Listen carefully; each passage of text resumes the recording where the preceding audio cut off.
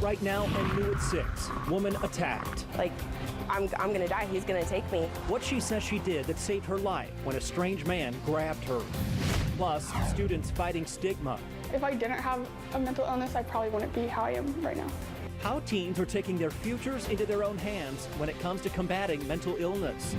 And falling short? We tried and they rammed it right through, so yes, I think it should go away. Why Oregon's unique bike tax is coming up short and what the state wants to do with it. From K2 News, this is breaking news. That breaking news right now, fire crews are positioning themselves between burning brush and almost a dozen homes. This is a live look from Chopper 2 right now of a brush fire we're monitoring. Even though this fire is burning near homes, no one has been evacuated yet, and crews say it started as a slash burn that got out of control. You can definitely see some burned earth right there. It's happening near Yankton, west of St. Helens, where Pittsburgh Road and Gensman Road meet. The roads are closed in that area. We also have a crew heading to the scene. We will be sure to bring you more information as soon as it becomes available. Smart people in Oregon should organize and get this tax removed. New tonight at 6, Oregon's new bike tax is falling flat. That's what cycling advocates are saying. The tax adds $15 to every new bike purchase, but the administrative costs could be outweighing that fee. Good evening and thanks for joining us. I'm Valerie Hurst. And I'm Lincoln Graves. Deb is off and Steve is on assignment. Legislators put in the tax saying cyclists needed to pay their fair share. But now two-wheel enthusiasts say the early returns show the tax doesn't add up. K2's Reed Andrews is live for us downtown. And Reed, so far the tax has brought in less than anticipated? Well, that's right, Lincoln. It's $15 on every new adult bike. And let's imagine that these bike share bikes right by me here downtown are each worth $15,000 in tax revenue. 1, 2, 3, 4, and 5. That's $75,000, about what the state's brought in from the tax. But this chunk right here, these three, that's in administrative fees, a little more than 60%, leaving the state with just this, about $30,000. And now state lawmakers in Salem with the Transportation Committee said they're going to meet this week to discuss if the current bike tax makes sense. Portlanders love to bike, and the state hoped that devotion to two-wheel freedom would bring in more than $1 million a year in a tax on bike sales. I've always thought that it would be relatively small, especially in comparison to how much money it costs to administer it. It's early, but the Department of Revenue numbers show the tax is only generating about 25% of the money the state projected. Not only is it bringing in less, but the startup costs have been high.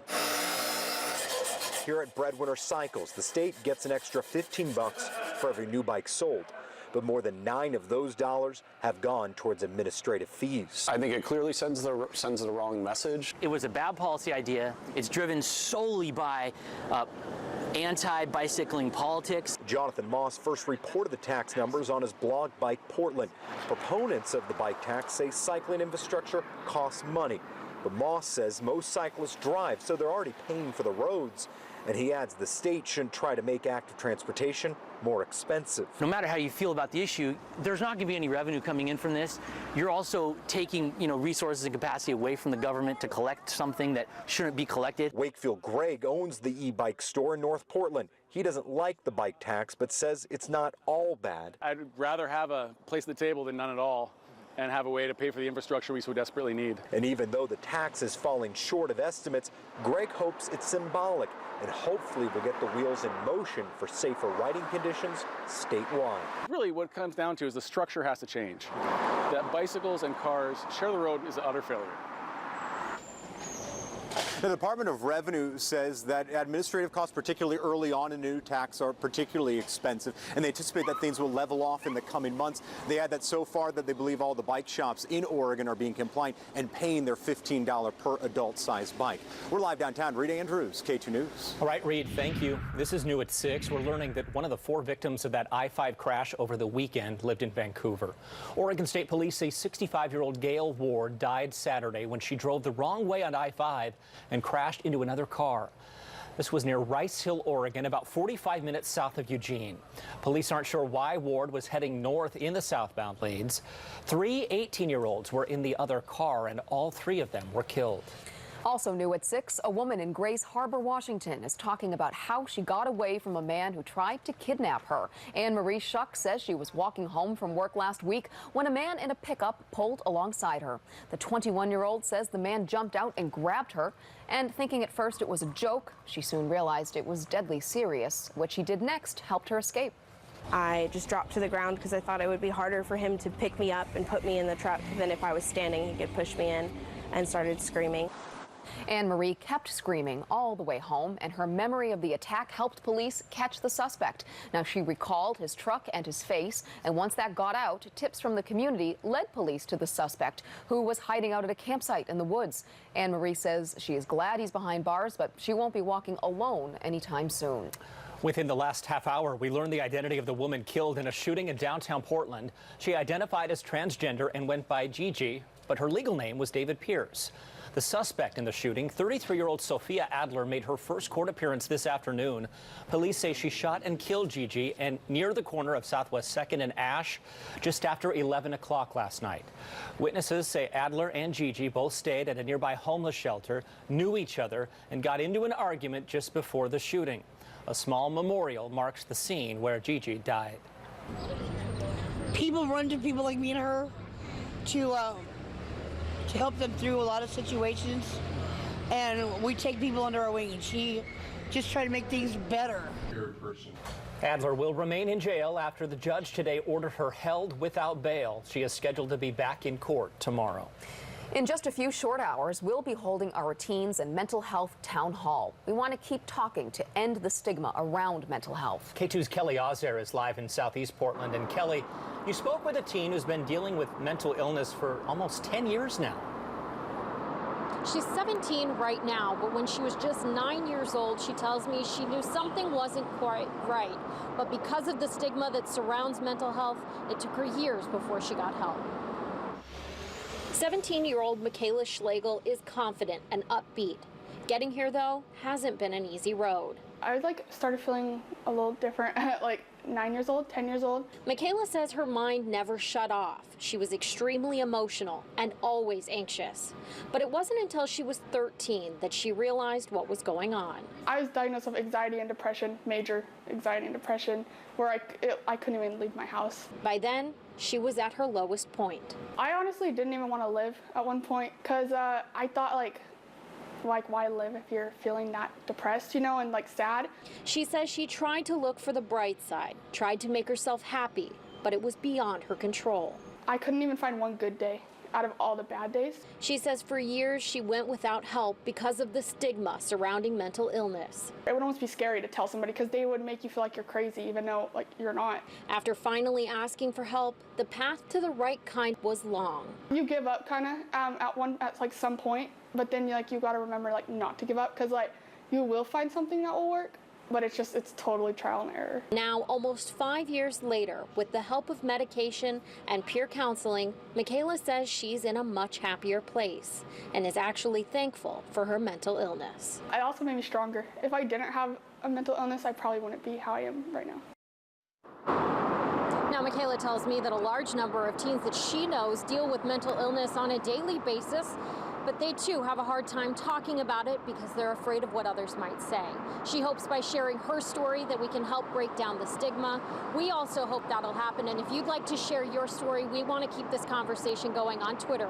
Use the hashtag #KeepTalking as well as hashtag #LiveOnK2, and we'll keep this conversation going. We're live in Southeast Portland. Kelly Ozer, K2 News. Thank you so much for that, Kelly. And earlier this year, Olympic swimmer Michael Phelps revealed to the world he has depression. Now he's partnering with the online therapy organization Talkspace to help kids who are dealing with similar issues. Phelps says supporting kids with mental health issues is more important than anything he ever did as a swimmer. He hopes his deal with Talkspace will help remove some of the stigma associated with mental health and that more people will seek help. He says mental health is especially important when suicide rates are on the rise and there have been a rash of school shootings. And we at K2 couldn't agree more. That's why we're holding a town hall tonight talking about young people and mental health. Steve Dunn is hosting tonight's program. He joins us now with a preview. Hey guys, the time is absolutely right now to move this conversation forward. So many kids are dealing with anxiety and depression now, have no idea where to turn. So we're going to open that conversation tonight and talk about that and a whole lot more. When you hear the numbers of kids suffering today, it really is stunning. In a K2.com survey, we found 81% of our youth respondents said they know someone who gets mental health treatment. 64% of our adult respondents say their children have received mental health treatment of some kind. So if you think this is an issue that affects very few, that is not true. Hospital visits for young kids facing anxiety are way up now. So what do? We have a terrific panel of experts on hand to answer all those questions and try to get those kids back on a path of health. Not only that, you will have a chance to weigh in on social media as well. I invite you to join us in this very important conversation that is way overdue. So I'll see you guys at 8 o'clock tonight on our town hall. Back to you. Okay, Steve, thank you. This town hall will stream live on KATU.com and our Facebook page starting at 8. You can catch it again here on K2 TV when we re-air it twice on June 3rd. And we have an entire news section on our website dedicated to this topic. To get there, go to the News tab and click on Keep Talking. There you'll find all the stories we've done about how teens are living with and overcoming their own mental health issues, as well as a resource guide for parents and surveys for parents and teens to take ahead of our town hall. A local teen is helping others find their voice to speak up about abuse, bullying, and school threats. We are watching and we're looking out for each other, and I think that's really what it's all about, is making sure each other are safe and watching out for your peers. Which one is it? Well, that is this year's Miss Oregon High School, Madison Baker. In the wake of the latest school shooting, she's been pushing others to download the Safe Oregon app. She says all it takes is a single tip to stop the next tragedy from unfolding. All tips submitted through the app are completely anonymous. Well, they're called the Cupcake Girls, but their mission probably isn't what you think. Coming up, how the local nonprofit is working to help women in Portland's sex industry. Plus, how much ivory was just seized at SeaTac Airport and why the people caught with the poached goods walked away with just a small fine. Hard to believe it's the month of May. Sunny skies and daytime highs more like late July and early August. How long will this last? I have your forecast coming right up. I'm Keaton Thomas. The ACLU has some serious concerns about Big Brother and some facial recognition software used here by some Washington County deputies. It says Amazon shouldn't be letting these deputies or law enforcement use such a powerful tool. Coming up, we talk about past examples and if law enforcement and also the legal system can cope with new tech.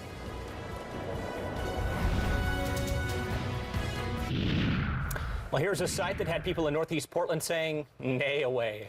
Miniature Pony got loose today on Northeast Alberta and 20th after finding a gap in its owner's fence and squeezing through.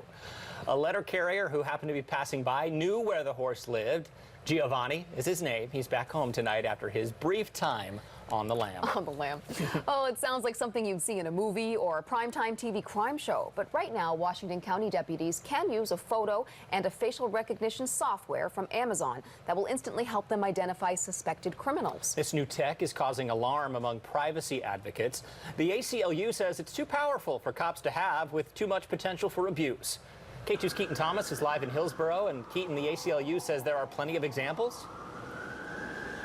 Yeah, plenty of examples from the past. They mentioned the NSA surveilling Americans. They mentioned all this Cambridge Analytica stuff that has recently come up with Facebook. And now, obviously, here in Washington County, deputies have been using this powerful facial recognition software that they can use really just from their phones. Now, Jeff Talbot is a spokesperson for the sheriff's office. He says that they use the software for only one purpose. They take an image of a suspected criminal, then the software compares that photo to their database of mugshots here in Washington County, and in many cases, it's helped them ID a suspect. Talbot says they don't use this for general surveillance, but this tech certainly has the capability to do that. And that's why David Rogers from the ACLU of Oregon says Amazon shouldn't be letting cops use this software. He says it's much too powerful, as you said, for abuse, like finding undocumented immigrants or surveilling black activists, and he says that that offsets any public safety benefit.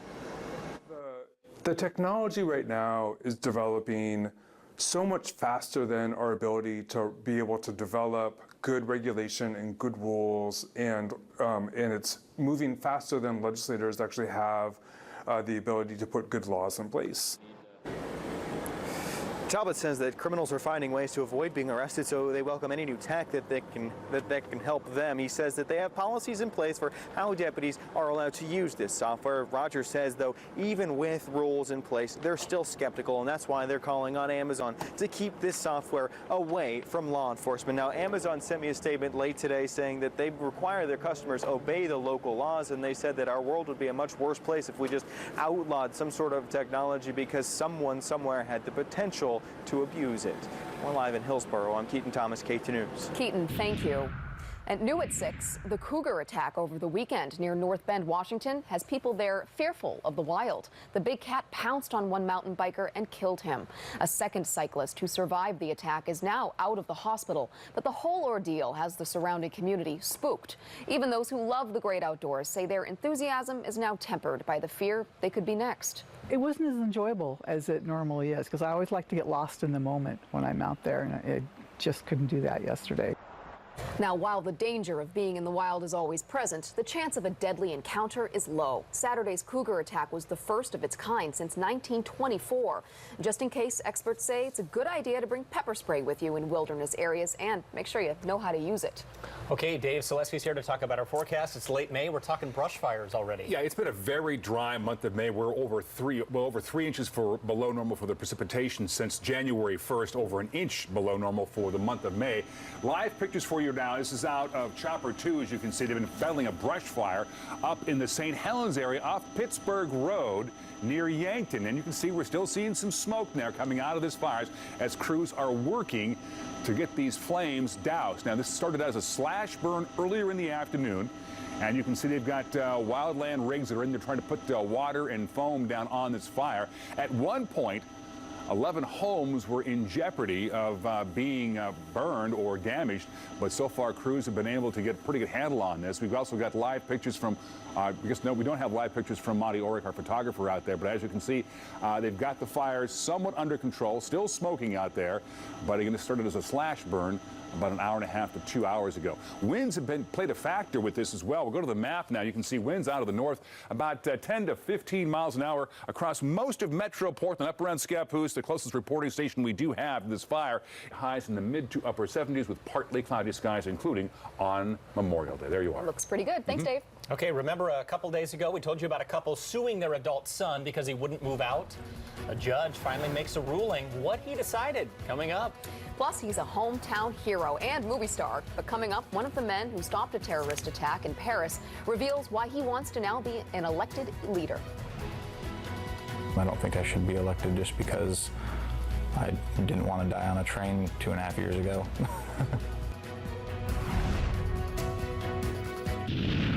New at 6, the newest car from Tesla, the Model 3, is getting bad reviews. After test driving the Model 3, Consumer Reports says it can't recommend buying one. The magazine dinged the new Tesla for its harsh ride and difficult-to-use controls. And while it can accelerate quickly, reviewers say it has the slowest braking time of any new car. Tesla says the stopping distances depend on various factors, including weather and road conditions. The Model 3 sells for a base price of $35,000. It's Tesla's attempt to reach a wider market.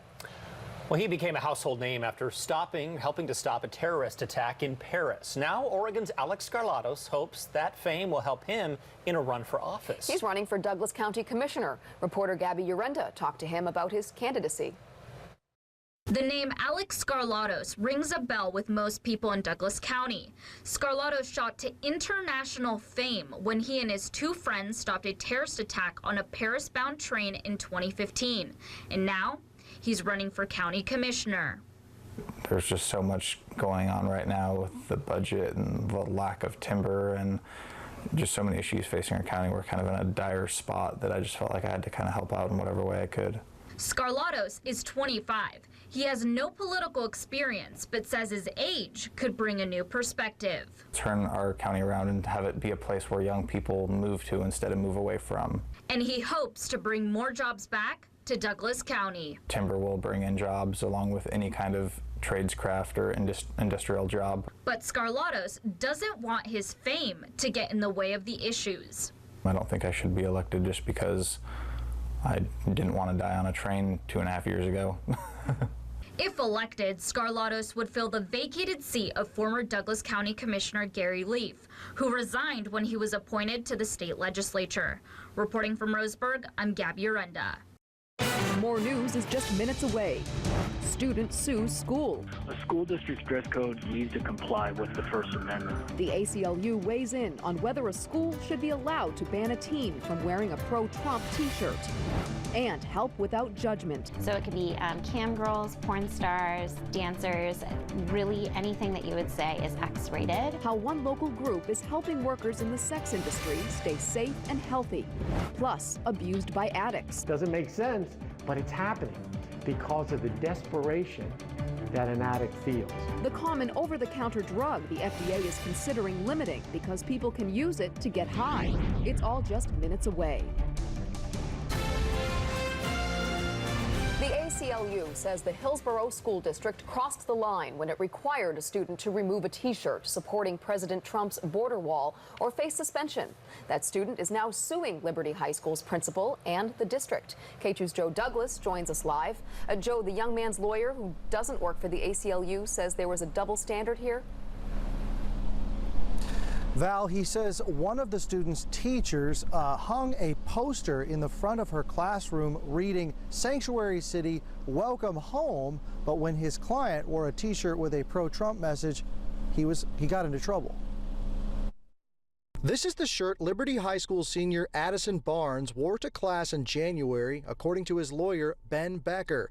It says Donald J. Trump Border Wall Construction Company, and it quotes the president, saying the wall just got 10 feet taller. His political viewpoint is represented by the t-shirt. Becker says during Barnes' first period People and Politics class, an assistant principal pulled him out, told him the shirt offended some students and teachers, and asked him to cover it up.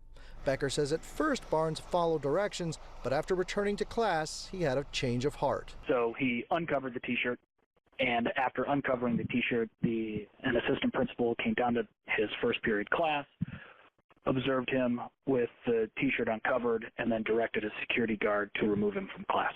After that, Becker says administrators told Barnes he had to cover up the shirt or leave school, and Barnes chose to go home for the day. The following school day, which was a Monday, Addison learned that his absence from school was being treated as a suspension from school. Becker says administrators later rescinded the suspension, but told Barnes he still couldn't wear the shirt to school. Now he's suing to exercise his First Amendment rights. Under the First Amendment, the school district's policy can only censor speech when there is a specific and significant fear of disruption, not just some remote apprehension of disturbance. An ACLU lawyer says the shirt is mean-spirited but isn't a disturbance under First Amendment case law. A school district spokeswoman says they're still reviewing the case and that they respectfully decline to comment for now. Live in Hillsborough, Joe Douglas, K2 News. Joe, thank you. New at 6, we have an update to a story that's made national headlines. A couple who asked a judge to help them kick their adult son out of their home finally has an answer. We told you about this story last week. The New York couple says they've been trying to get their son Michael out for months, but he wouldn't leave, so they sued. And now a judge has ordered the son out. Although the couple gave Michael 5 written notices, he says they didn't give him enough time to leave. But a 6-month notice to quit is a reasonable amount of time for someone who has been depending on persons for support. Well, Michael says he will appeal. His parents say he didn't contribute to the bills or help with chores. Right now, they haven't set a date for him to be out. Washington's Department of Health says it will test several hundred water systems in the state for traces of dangerous chemicals found in some firefighting foams. The chemicals are often called PFAs, and now the EPA is calling for a national summit to address the concerns. The EPA has been criticized after emails revealed the agency intervened in releasing a study on PFAs in water. The study still hasn't been released, but some water authorities have reported PFAs in drinking water, especially near military bases and industrial areas. It's clear that this issue is a national priority, and it's something that we as an agency look forward to contributing answers toward and working with our federal partners and state partners to achieve good outcomes. EPA Administrator Scott Pruitt said he will be working to establish a federal standard for a legal maximum limit for PFA in water, and that the EPA will be reaching out to communities that may be at risk for high levels of the chemical. Well, police in Medford are reaching out to the community about the dangers and prevalence of fentanyl. Through a 7-week period in March and April, 10 people in Medford died of overdoses. Many of them involve fentanyl. It's a synthetic drug that can be mixed in with other drugs. It's also a powerful opioid. One of the victims was trying to get help when he died, but the director of Foundations for Recovery says there was another component to his death. He relapsed and fell back. The problem that this young man faced was dealing with the shame and the guilt after the relapse. And so that's what his struggle was. Medford police say drug overdose death trends tend to ebb and flow. They haven't seen one since April 21st. And as you know, President Trump has declared the opioid crisis a public health emergency. Now the FDA is warning about an over-the-counter drug being abused by addicts. Circa's Allison Moss explains. Loperamide is an anti-diarrheal drug sold in pharmacies, gas stations, and in bulk online. But as the opioid epidemic progresses, the FDA says addicts are using it to get high. It's crazy, it doesn't make sense, but it's happening because of the desperation that an addict feels. And Gimbel understands an addict's desperation because he's a recovering heroin addict. I used to take that needle and scrape the inside, just to think if there's a little taste of heroin. That's how desperate I was. The FDA says when loperamide is taken in high doses, it can give people an opioid-like high, but could have fatal results. The agency has revised warning labels and asked manufacturers of loperamide, such as Johnson & Johnson's brand name Imodium and other generic brands, to consider limiting the dose in each package. Johnson & Johnson told Circa they are evaluating the FDA's request and share their goal to prevent abuse. Imodium would allow me to go to work or go to interviews, go to classes. Jessica Karen has been managing Crohn's disease for a decade and is worried about the possible restrictions. When you look at putting these types of restrictions into place, there's an access issue that we worry about. Are you going to see an increase in cost? Will it be harder to buy it in bulk? For Circa, I'm Allison Moss. New at 6, it is the biggest haul of ivory smuggled into SeaTac in years. Federal agents at the airport unzipped a suitcase and found some 40 carvings. Beautiful, but illegal here in the U.S. Yeah, K2's Jennifer Sullivan got an up-close look at some of those carvings. When we think about the animals that we're hurting, just to get something that looks beautiful, I think that's the biggest thing. It's an endangered species. It was a pretty typical Friday here in the international terminal at SeaTac. Lots of people and lots of luggage coming and going. But it was a conversation with a couple arriving from the Philippines that caused one Customs and Border Protection agent to stop in their tracks. The agriculture specialist suspected that maybe the passenger wasn't being totally forthcoming with what they may be bringing in. Once the bag was x-rayed, agents found this box. When they inspected further, they found nearly 40 ivory carvings worth roughly $25,000. From elephant to hippopotamus and 2 warthog tusks. They also found $250,000 the couple hadn't declared. A U.S. Fish and Wildlife specialist at the airport that day told agents it was indeed ivory, and the couple surrendered it. I would probably guess that it may be for commercial use. The couple paid a $500 fine and were able to leave. They did declare the cash to customs agents and were able to take it with them. At this time, there's no step further for them, but I'm sure that they'll probably be on our radar in the future. Agents say this is the largest amount of ivory they've seen smuggled into SeaTac in years. Ivory is a pretty rare event, so it's a really good catch on the part of our agriculture specialists here at SeaTac. That was Jennifer Sullivan reporting. Officials say the pieces of ivory came from the tusks of 3 different animals. Next in sports, one of the best race car drivers in the world was in town today. Joe Becker talks with former Indy 500 champion Alexander Rossi, who gets his first look at Portland International Raceway. And next, what fuels one group's mission to help women in Portland's sex industry get the help they need. Plenty of sunshine. Today's high temperatures in the mid to upper 80s. So what's ahead for Wednesday? And what about the long Memorial Day weekend? I've got your forecast all coming right up. And you can get your news and weather updates throughout the day on Amazon Echo devices. It's as easy as saying, Alexa, what's in the news? We have instructions on how to set it up at K2.com. Welcome back. We're following breaking news out of Tualatin. That's where police are in a standoff with the suspect after a pursuit. We're told the driver pulled off near Southwest Martinazzi and Sagert Street, just west of where I-5 and I-205 meet. He is still in the car and refusing commands to get out. Washington County SWAT unit, or Tactical Negotiation Team, is assisting, and Tualatin officials tell us this started as a hit and run. We'll update you as soon as we get more information. And we've been following some breaking news, a brush fire in the St. Helens area. K2's Catherine Van is there on scene right now, giving us the very latest. What can you tell us, Catherine? Yeah, we're here at Jensburg and Pittsburgh roads. Several crews are still in the area, and it looks like the fire's just put out. I'm going to step out to the side to see, so you can see what's going on here. You can still see a lot of smoke in the area. You can smell it in the air, and it's pretty hot out here, so that probably played a role. It's also very windy. We drove up and saw several firefighters sitting, rehydrating, looking exhausted. Now, the Columbia River Fire District says this was all started by some loggers. They were burning some slash piles, which are just logging debris, and the slash piles got out of control. You can see some of the areas that were burned here. Now, 11 homes were threatened, but no one got evacuated and no one got hurt. Now, this is in the St. Helens area. Crews will be on scene for a couple more hours, just mopping up the hot spots here. We're going to talk to a few neighbors in the area to see if they're prepared, to see if they expected this. This is pretty early on for the fire season. Now, we're going to go do that in just a few minutes here. But this is the latest we have in the last hour. We're live here in St. Helens. Catherine Van, K2 News. All right, Catherine, thank you so much for the update. You can stay with K2 News as this story develops through the night. We'll bring you new information on the air and online as we get it. Some sex workers that I've talked to that are living off $7 a week. Helping people working in Portland's sex industry. The Cupcake Girls get strippers and entertainers the help they need, but often can't afford, and it's usually for free. It has a wait list of people asking for help. K2's Genevieve Rayom explains the goals of the nonprofit and why getting people out of the XXX world isn't one of them.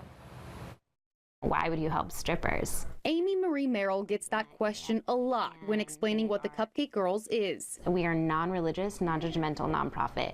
The organization helps people in the adult industry. So it can be cam girls, porn stars, dancers, really anything that you would say is X-rated. Volunteers walk right into strip clubs and they come bearing gifts. Vanilla cupcakes. They are freaking delicious. They're vegan. It's a conversation starter. Because although not everyone up on the stage needs help, there are plenty who do.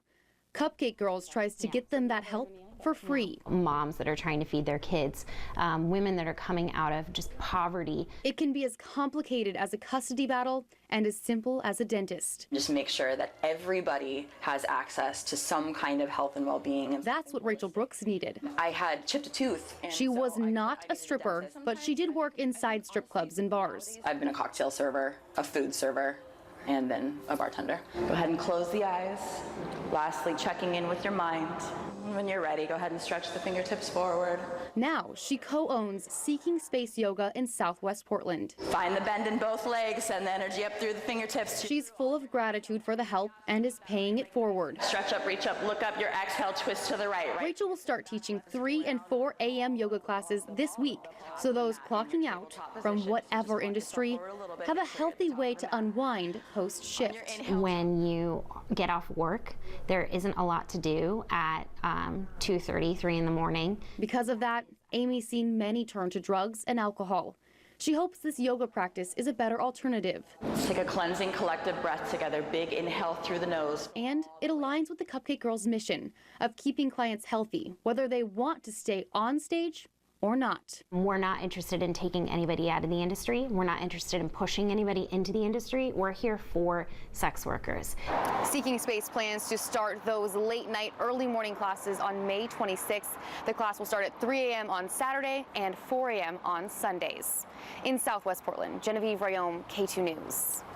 Rachel is offering those in the sex industry and service industry, like bartenders and waitresses, a 10% discount of all packages and memberships to Seeking Space. We're going to check back in with Dave Selesky now. I know you'll get to local weather, but first we want to see more lava. Yeah, incredible pictures. This continues. This is live pictures now out of Kilauea. You're looking at these lava fountains, if you will, continuing to erupt. Now, this started last night around 9 o'clock in the evening. It has not let up a bit. Continues today, and there are no signs of this letting up anytime soon. As a matter of fact, there are now over 20 fissures on Kilauea that have opened up and are causing this. And again, you're watching new land being created on the island of Hawaii at this time. Fantastic pictures out of there.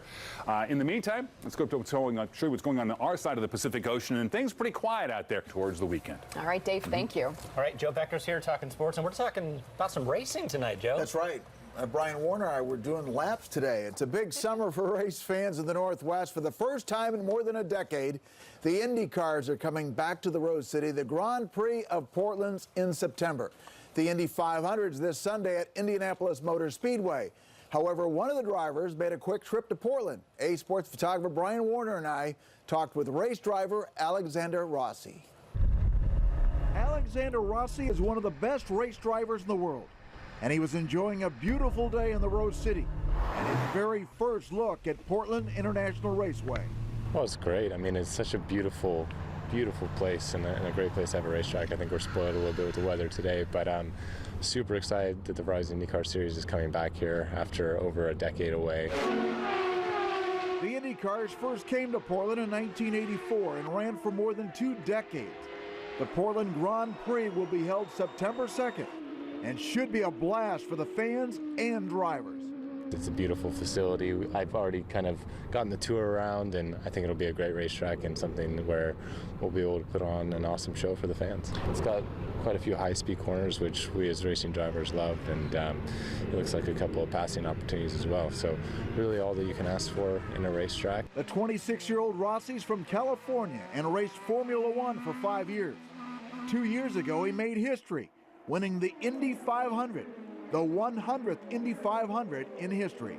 Obviously a mind-boggling experience. Not only was it my first 500, but it was also the first time I'd ever attended one either. So it was kind of a baptism of fire, I guess, with everything that went along with it. But I felt truly blessed to be able to take part in it, to be a part of the 100th running, and to be a part of history was something pretty special. Rossi's time in Portland was brief. Less than 24 hours, and then back to Indianapolis for the Indy 500 this weekend. How much do you enjoy racing? It's my life. It's everything. It's what I eat, breathe, and sleep. So couldn't imagine doing anything else. He's a good guy. We wish him the best this weekend. It appears the NHL is coming to the Northwest as well. Patrick Quinn of Como TV in Seattle tweeted today that the NHL Board of Governors is set to meet June 20 in Las Vegas. That's according to a league source. Quinn tweeted that's when the NHL is expected to give conditional approval of an expansion team in Seattle. And finally, we finish with another edition of In Joe Face. This is the Taiwan Chinese Pro Baseball League. Lamigo and Fubon, is this a catch? No, it's a home run. Oh, look at the look on his face, poor guy. It looks like it's going to be a great catch, and he knocks it over the fence for a home run. As Dave says, that's an assist. He's not too thrilled about it, though. Love In Joe Face. That was great. Thanks, Joe. All right. The White House, already plagued by leaks, is now trying to plug a hole. That's next in Circular File. Our team is getting ready for our next newscast tonight. The Portland Public School District is figuring out how to do better after reports it failed to investigate misconduct by a teacher. What changes it could make moving forward? That's at 11. In the meantime, you can get up-to-the-minute information anytime by logging on to KATU.com. Be sure to like our Facebook page and follow us on Twitter at K2 News to get the updates on the stories important to you. In tonight's Circular File, we go to the nation's capital. That's where President Trump's promise to drain the swamp may have come true, at least in one respect. A sinkhole has opened up on the White House lawn. The ground has given way close to the press briefing room and right outside the office of the deputy press secretary. It's growing larger by the day. A board has been placed over the hole, which led one person to joke on Twitter, I guess you could call this a deep state cover-up. Ooh. Better get get that fixed, right? And before we go, a reminder that our town hall on mental health is tonight. Our hardworking crew will be sweeping in here right after this newscast to transform this news studio into a town hall set. And we'll have a lot of kids talking about their anxiety and the pressures they face today. The experts will be here to guide them to a healthy life. All starts at 8 o'clock and it's streaming on K2.com and our Facebook page. So join us for that. And of course, we'll be back here at 11 as well. Have a good night.